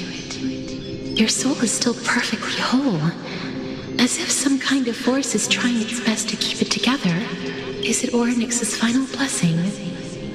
Or is it a miracle of your own? It's truly incredible. Such a strange surge of familiarity. So hard to describe. Perhaps it is fate, once again fulfilling its own design.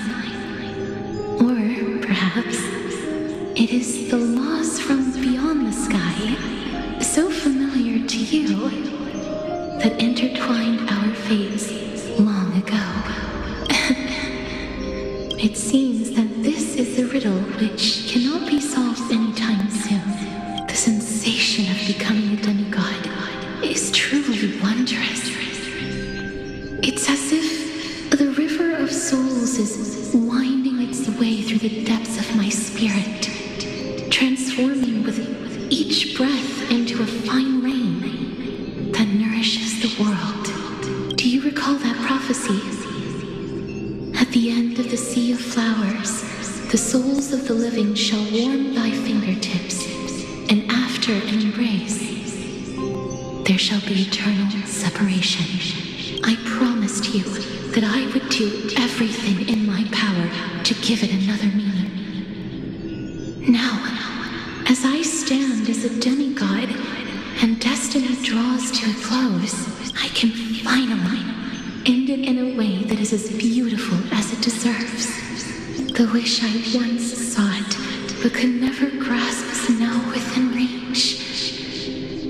In this brand new world, every blooming life will lift its arms in celebration and recount the profound meaning of this very instant. Every touch, every embrace we share will never again be an ice-cold loss. They will radiate with an intense warmth, sowing love far and wide throughout the land. The other shore is very cold.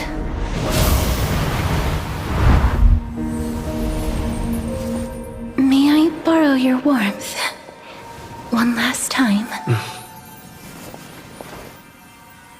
Thank you for fulfilling this wish of mine. The place I'll be going to is what humans call the Land of Sorrows. But with this heartbeat and the residual heat of this embrace, I shall turn the nether realm into a gentle place of rest.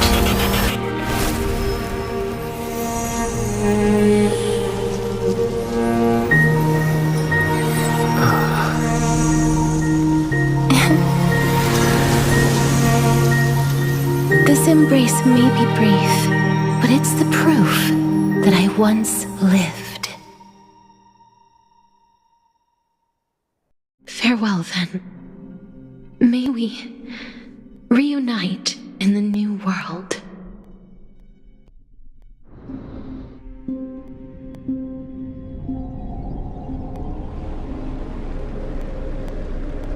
That grand and absurd performance was what you've been seeking your whole life? I gave up everything in search of truth. And it culminated in this very moment. You, on the other hand, performed as I expected. You did not hesitate when you saw the chance to attain power. It's as if you... crave power, like a fly craves rot. Those are your words, not mine. But what you said at the end, did you already know what I had planned for Thynon? I may have lost an eye, but my vision is clearer than anyone else. You've nearly exhausted your humanity. You're no different from my current state as a walking corpse. That's true. I've long since burned to ash over the past 1,000 years.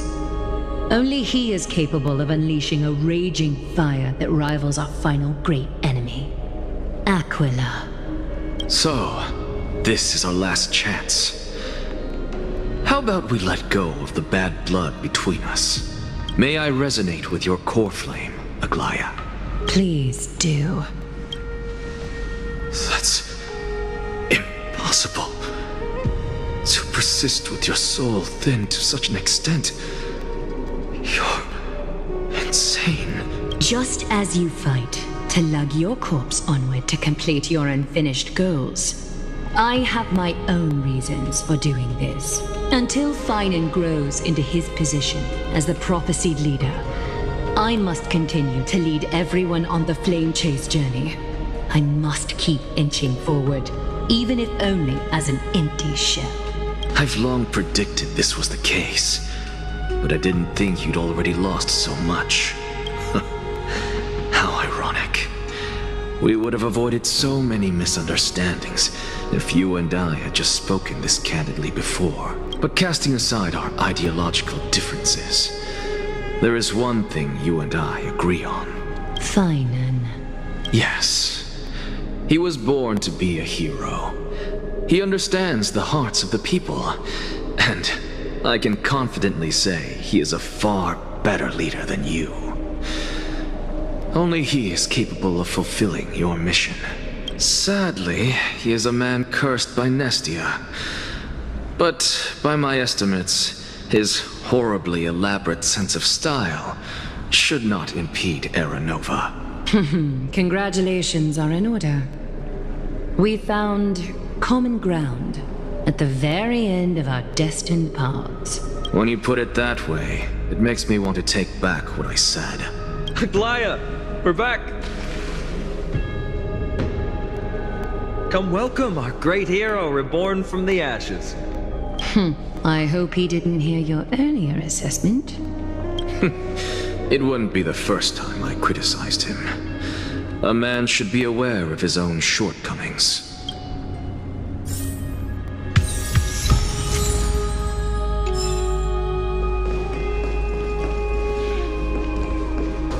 I'm glad. But I don't see Castris among your number. It looks like she not only helped me prove my theory, but helped you fulfill your mission as well.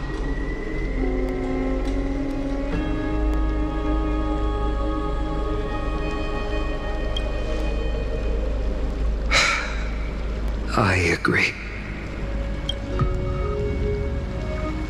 She might not have been able to change her fate, but she still wrote the final verse of her epic herself. Trinan, please recite the prophecy for us. Trailblazer, please surrender that scalding core flame for us as well.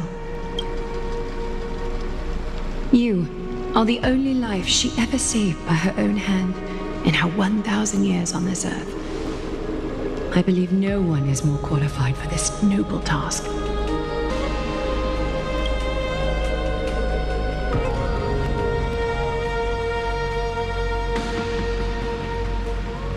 O gods who have returned, and gods who are still watching, today we bring you a soul laid bare. The hand of shadow, Thanatos, remembered their name from the past. From daylight they came, and to their fragrant dwelling they return, to walk now among your ranks. And there was one who joined hands with the Titan, a traveler risen from the dead and reborn among mortal kind. He is the everlasting night, and shall now proclaim in his good name, O Majesty of the 12 Titans, pillars of the world, we seek your divinity to mend the rifts of the world. Fill our bodies with blood of gold, till we wither in willing service to the prophecy. Step forward, trailblazer from beyond the sky, and together with us, surrender the core flame and carve their star into the sky.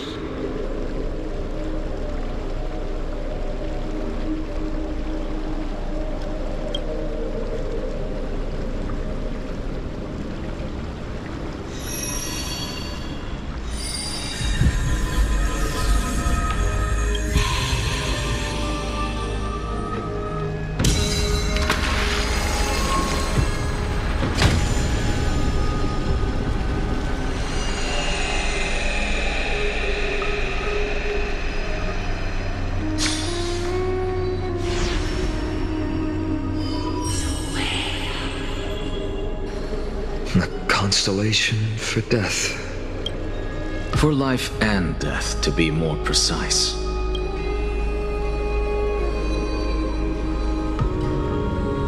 Look! It's...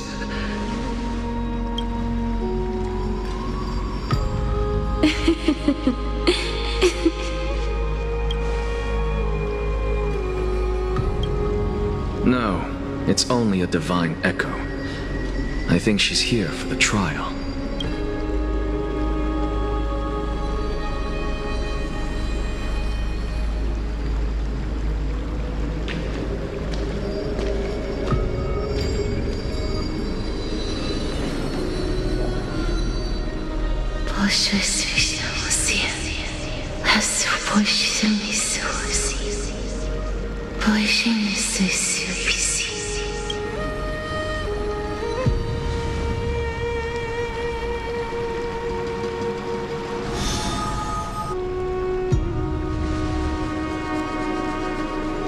What did she say? That's the language of the Titans. Castorus... No. The Titan. They said...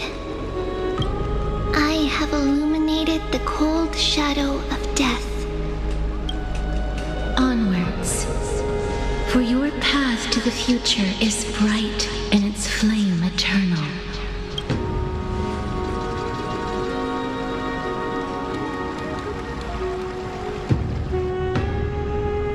Do not forget.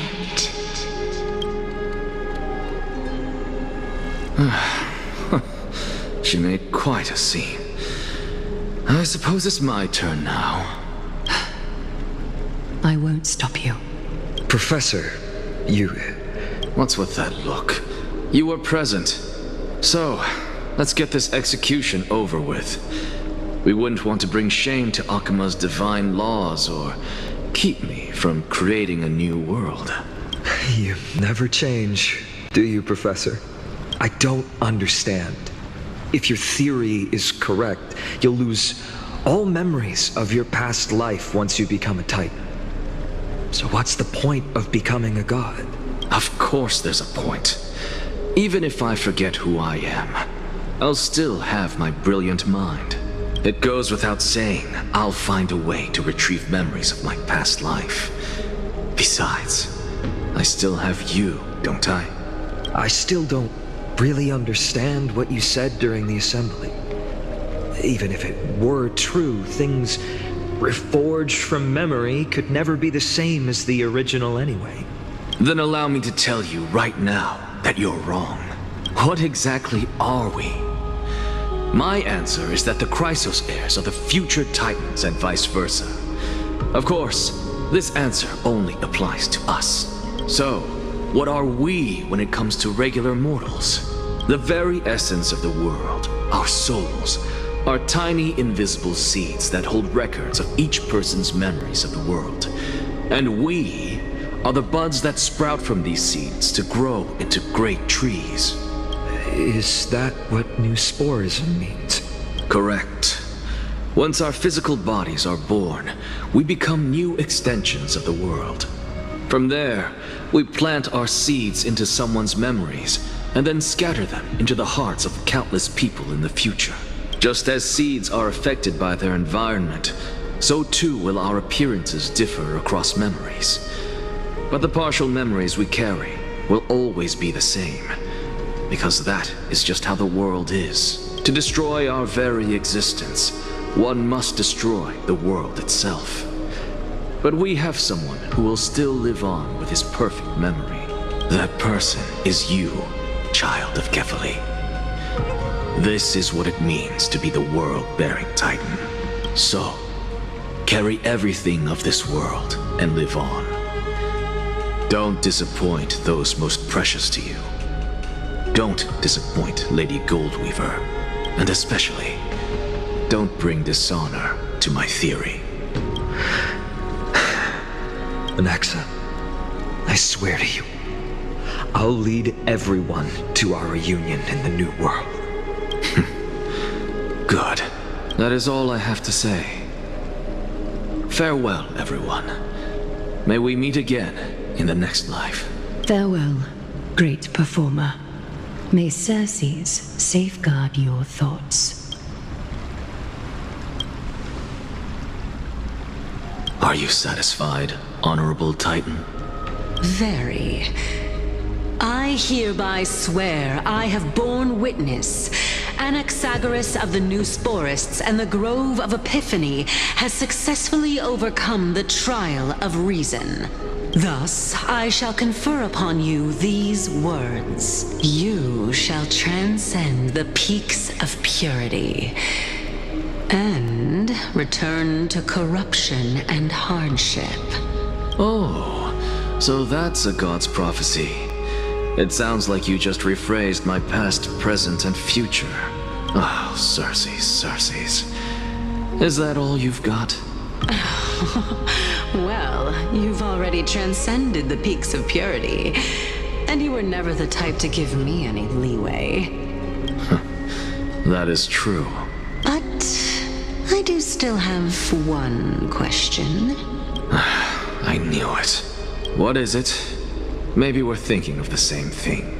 As you've so boldly stated, we and the world itself live on through the memories of others. If that is the case, whose memories did the very first new spore sprout from? How should I know?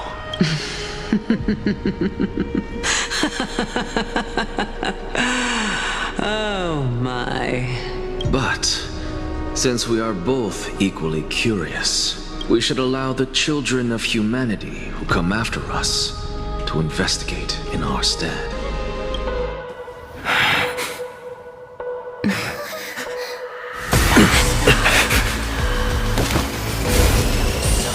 Rejoice, Circes.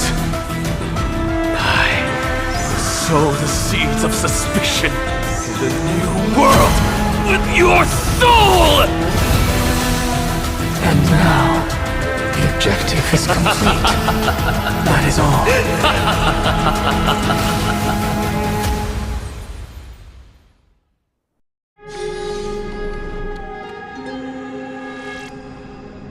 Thankfully, she's still alive. Was March 7th also in this condition when she was first rescued by the Express?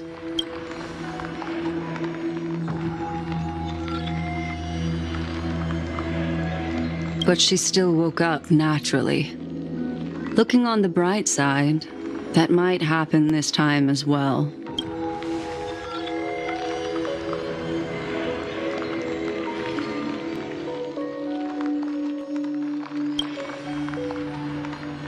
I do not have conclusive evidence, but judging by her current condition, Perhaps March 7th's memories have been hijacked.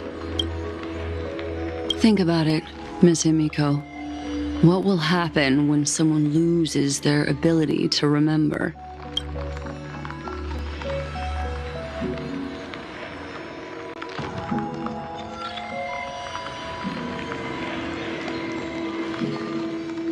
Unfortunately, short-term memory is an entirely different concept from the inability to remember. Perhaps it is difficult for you to imagine, but an individual who has lost their ability to remember turns into nothingness. The belief of the Garden is that everything in this universe can be interpreted through memories. This is the driving force behind the continuance of this path. The past is made up of memoria, while the future is a possibility that will eventually be converted to memoria. But the present, it doesn't really exist, and it's only an abstract expression. Therefore, when a person is affected by the path and loses their ability to remember, their physical form will also be affected. These ice crystals are a manifestation of that.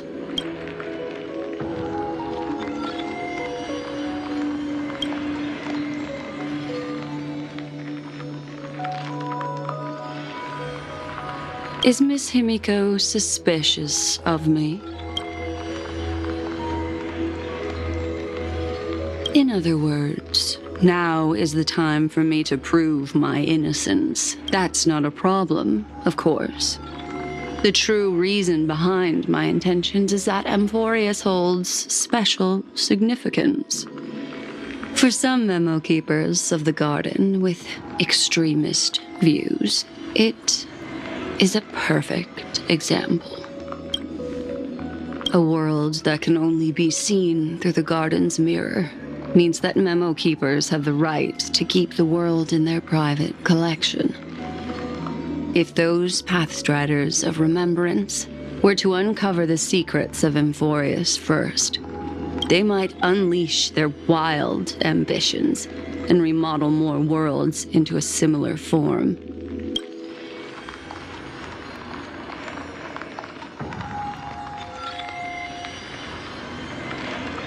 I chose to remain quiet before, because I did not want to involve you in the Garden's internal conflicts.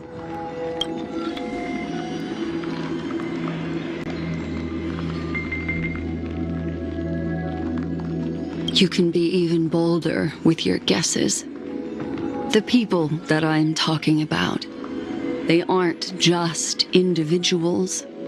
They are an organization that has already attached itself to the pinky finger of Fu Li. I cannot be certain, but at the very least, they are capable of doing so. I am deeply sorry about what has happened to March 7th, but the deal that I propose still remains a fair one. Amphorius is still an excellent destination, and investigating further might allow us to uncover the truth behind the accident. Miss Himiko, the wisest choice right now is for us to continue cooperating.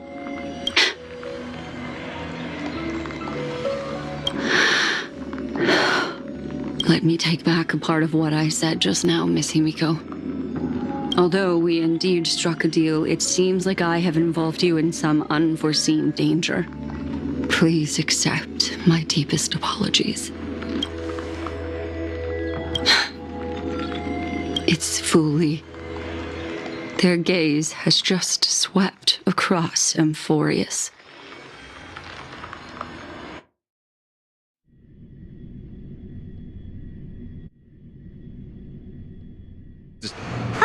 How interesting. I never expected a mere memo snatcher to be actually hiding so much inside her head. What's even more interesting is that the word Amphorius has appeared in her subconscious. This lady seems to be having fun. Is she usually like this? It's hard to explain. What are you two whispering about? Has it not occurred to you that I can hear everything clearly? Please pardon me, Madam Herta. Would you mind sharing with us what you've discovered? The ones who need help are the Astral Express. You will have to put up with my methods, even if they are rather unconventional. Let's get back to the topic. By using the fourth mirror, I rummaged through the brain of this memo snatcher and learned a good deal. Not only does this person know of Amphorius, but there are also many memo keepers who are interested in the place.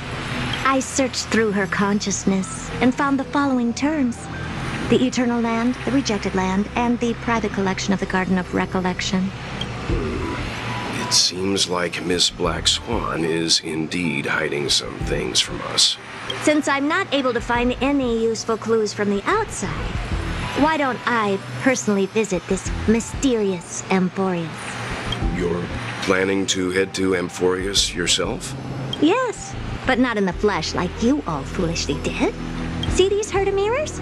With them, I can project my data spirit entity to any corner of the cosmos through spatial warps, without even needing to leave my room.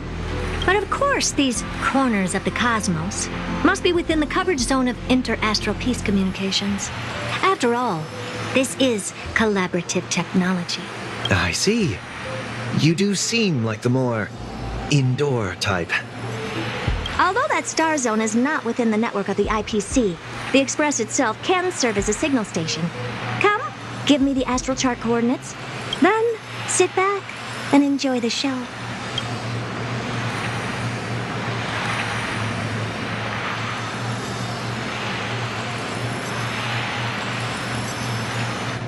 All right, now that everything is ready, mirrors, get to work.